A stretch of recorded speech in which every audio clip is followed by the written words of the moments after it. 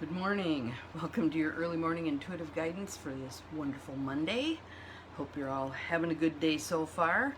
I have some interesting things to share with you today. We'll see how this unfolds. So, I'm Dr. Bonnie Nussbaum, America's kick-ass coach and psychologist. Here are some words of wisdom for our day. And I want to preface the card with a little bit of a story because I think it's going to make the card make more sense and maybe kind of give you the same sardonic smirk that I have on my face. So, good morning, Beth. Glad you're here. Looks like someone else is here. Glad you guys are here for this, what I think is going to be an interesting lesson today. So, got up at 5 and decided it's cool out, it's lovely. I'll take TJ for his walk before I do early morning intuitive guidance. And so I set the intention that the walk was going to teach me something in a... We're reconnecting here. Okay, so obviously the internet's going to have its little issues today too. Anyway, I set an intention that the walk was going to teach me something in a kind and gentle way, and I specified kind and gentle. So we go for our walk, and we lapped around the school. Nobody was out. A couple of cars, but that was it. Good morning to whomever else has just popped in. And I'm relaying a story to kind of set the tone for this card, which once I pulled the card, I was like, okay, fine. So we get around the school, we cross the street, we've got 3 houses, and we're home, right? Some guy lets his dog out off leash, comes tearing over to my dog. My dog goes into instant fear, aggression. They start fighting, and I'm trying to get my dog off. The other guy isn't on a leash, so there's no way he's getting that dog until he intervenes physically, which is stupid with fighting dogs. And so I'm yelling, "Leave it," at my dog, trying to get him to behave. The guy dives into the middle of this mess, which I would never condone. Not smart at all, in my opinion. But anyway, they're fighting. He drops his phone. I'm yelling, "Leave it," trying to get TJ to back off. Finally, he gets his dog and retreats down the driveway a bit to assess the damage, which he said there wasn't any, but who knows. And then I'm trying to get TJ, who's all amped up with adrenaline, as is his mother, to walk. When he's stationary, he's not aggressing, but to get him to walk, good morning, Luann, to get him to walk, that sets him into motion again. So managed to get him home, and I'm like, what the hell was that?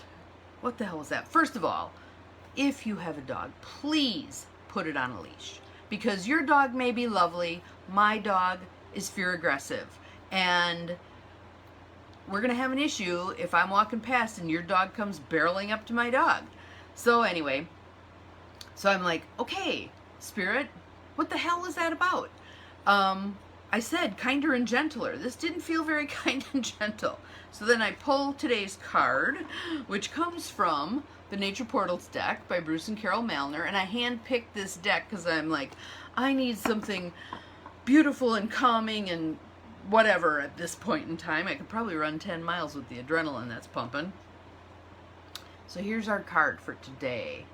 This beautiful dock and a sunrise or sunset, whichever it is. And the words are, you ready for this? Embrace the unknown without fear. And I always have trepidation when I take him for a walk because I know he's fear aggressive. And if something comes barreling at him, he's going to react. Embrace the unknown without fear. So let's take a couple of nice deep breaths, because I'm sure I can use them right now. Let it go. Good morning, Linda. In through the nose.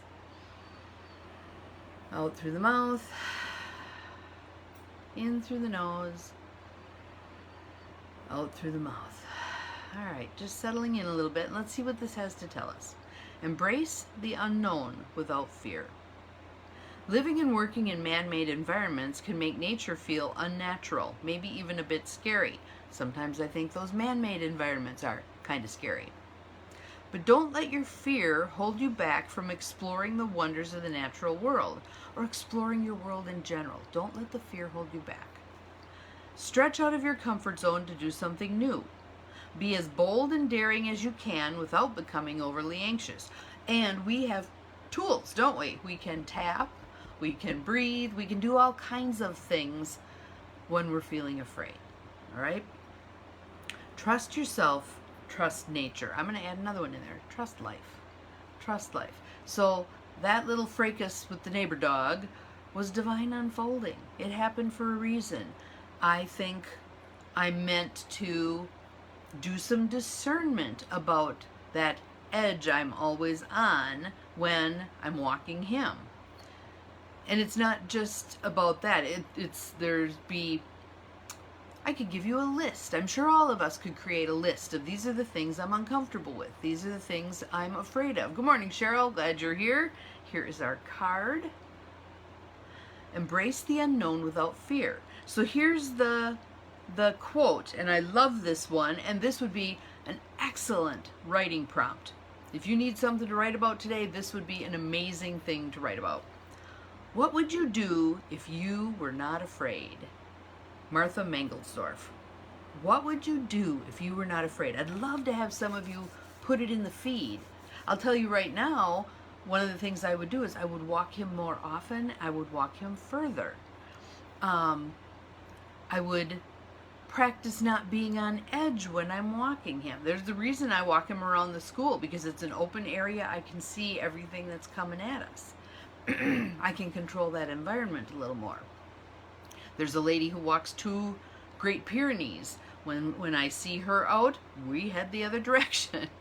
Not because I think things would necessarily get ugly, but I know TJ will be amped up if there's other dogs in the area. So we just kind of avoid that. But what would you do if you were not afraid? And think about that fear not just on the physical level. I mean, obviously for me that one is a physical fear. Am I going to get caught between the fighting dogs and get hurt? But there's all these other things. Would I say something if I wasn't afraid someone would react negatively? Would I go someplace if I wasn't concerned about what's it going to be like to walk in there alone? And I'm pretty good at walking into places alone. That's not that big a deal for me. But what would I do if I weren't afraid? So that actually is going to be my journaling prompt. As soon as I'm done with YEMIG and have done my meditation, then I'm going to journal, and that's going to be the prompt. So I also want to show you guys my Believe mug that my friend Holly gave me, because there's a reason I pulled this one out of the cupboard today also.